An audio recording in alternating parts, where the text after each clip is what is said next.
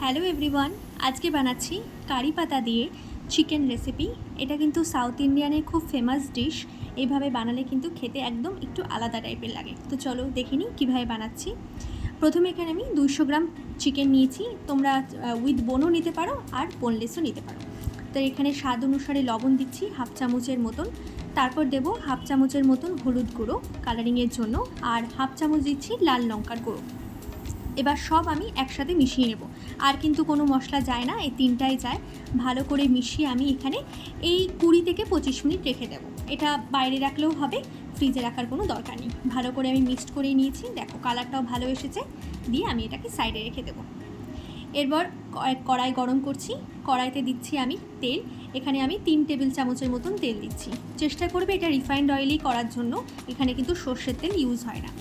এবার তেলটা গরম হয়ে যাওয়ার পর আমি দেবো এখানে পেঁয়াজ। আমি এখানে দুটো মিডিয়াম সাইজের পেঁয়াজটাকে বড় বড় করে কেটে নিয়েছি, যেরকম করে মাংসের পেঁয়াজ কাটে না সেরকম করে আমি কিন্তু কেটে নিয়েছি।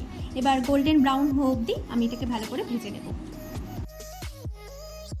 পেঁয়াজটা যখন হালকা বাদামি কালার ধরেছে দেখতে পাচ্ছ, তখন আমি এখানে দেব 1 টেবিল চামচ রসুন বাটা আর 1 টেবিল চামচ করে আদা বাটা। ভালো করে আদা আর রসুনটাকে আমি পেঁয়াজের সাথে মিশিয়ে 2-3 মিনিট কষিয়ে নেব, আদা রসুনের কাঁচা গন্ধটা যাওয়া অবধি।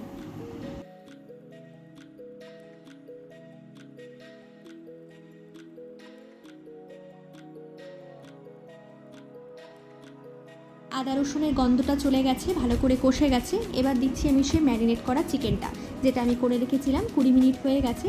এবার চিকেনটা দেওয়ার সাথে সাথে একটু ভালো করে মিশিয়ে নেব। আর ফ্লেমটাকে কিন্তু আমি মিডিয়াম রাখছি, লোতেও না হাইতেও না, নাহলে কিন্তু জল বেরিয়ে আসবে। তো সব কিছু আমি ভালো করে মাংসের গায়ে ভালো করে মিশিয়ে নেব। এবার হালকা করে একটু ফ্রাই করে নেব 1 থেকে 2 মিনিটের জন্য। দেখো 1 থেকে 2 মিনিট ভালো করে একটু ফ্রাই হয়ে গেছে। এবার দিচ্ছি কিছু গুঁড়ো মশলা। দিচ্ছি রঙের জন্য হাফ চামচ কাশ্মীরি লঙ্কার গুঁড়ো, স্বাদ অনুসারে হাফ চামচ লবণ আর হাফ চামচের মতো হলুদ। ব্যাস, আর কিন্তু কোনো মশলা এখানে যায় না। এবার দিচ্ছি যেই বাটিতে আমি ম্যারিনেট করে রেখেছিলাম চিকেনটাকে, সেটারই একটু ধুয়ে জল দিয়ে দিচ্ছি, যাতে গুঁড়ো মশলাগুলো না পুড়ে যায়। এবার সব কিছু মিলিয়ে নিয়ে ভালো করে আমি একটু কষিয়ে নেব।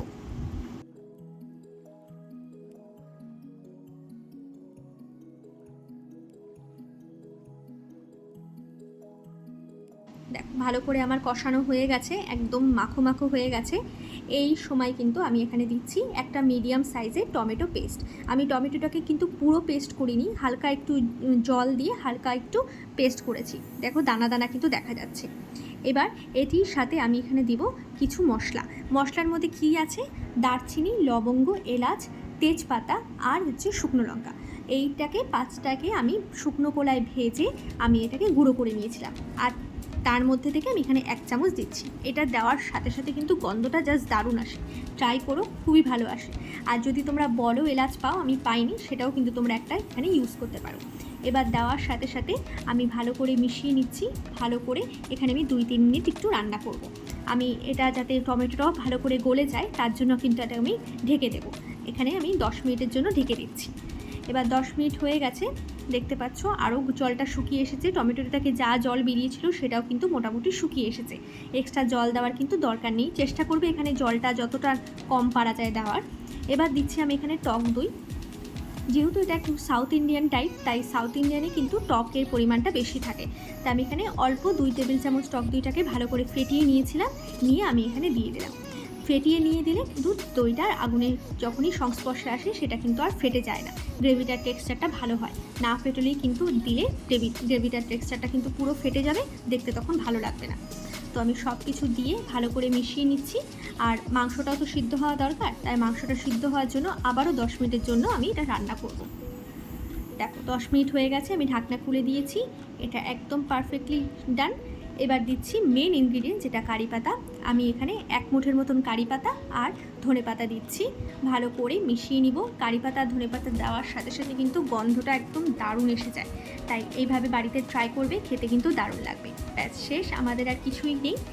এবার এটা রুটি, পরোটা আর নানের সাথে কিন্তু খেতে খুব ভালো লাগে। হ্যাঁ, ভাতের সাথেও ভালো লাগবে, কিন্তু এটা যেহেতু একদমই গ্রেভি টাইট, গ্রেভি একটা মাখো মাখো, তাই এটা রুটি পরোটার সাথেই কিন্তু বেশি ভালো যায়। ভাতের সাথে খেলেও খেতে পারো। তো চলো এইভাবে ট্রাই করো বাড়িতে, খেতে কিন্তু জাস্ট দারুণ লাগে। তো নেক্সট ভিডিওতে দেখা হচ্ছে। Till then by.